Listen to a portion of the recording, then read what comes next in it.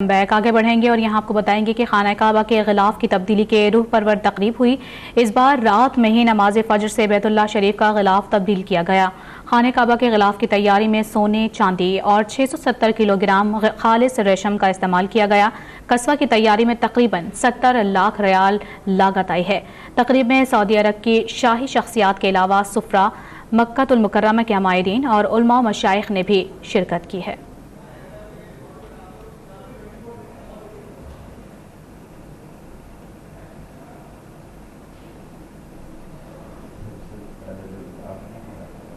آپ کو بتاتے چلیں خانہ کعبہ کے غلاف کی تبدیلی کی روح پرور تقریب منعقد ہوئی۔ اس بار رات میں ہی نماز فجر سے بیت اللہ شریف کا غلاف تبدیل کیا گیا، جبکہ خانہ کعبہ کے غلاف کی تیاری میں سونے، چاندی اور 670 کلو گرام خالص ریشم کا استعمال کیا گیا۔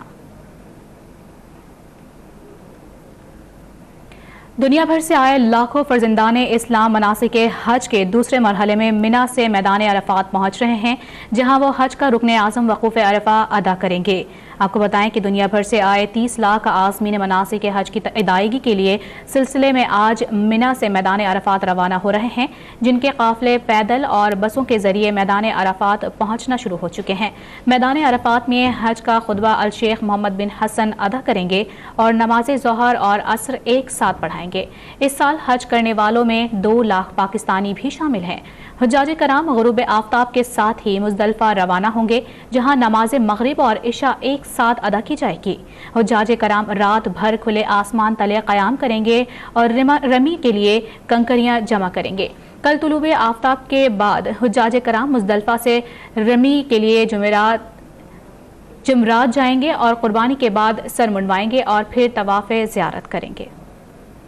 آپ کو بتاتے چلیں دنیا بھر سے آئے لاکھوں فرزندان اسلام مناسک حج کے دوسرے مرحلے میں منا سے میدان عرفات پہنچ رہے ہیں، جہاں وہ حج کا رکن اعظم وقوف عرفہ ادا کریں گے۔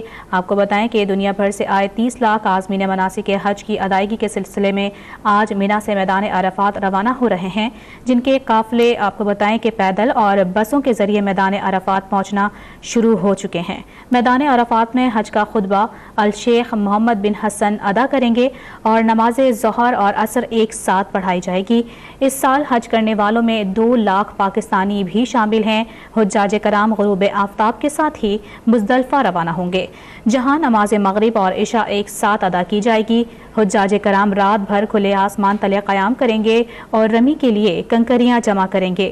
کل طلوع آفتاب کے بعد حجاج کرام مزدلفہ سے رمی کے لیے جمرات جائیں گے، قربانی کے بعد سر منڈوائیں گے اور پھر طواف کریں گے۔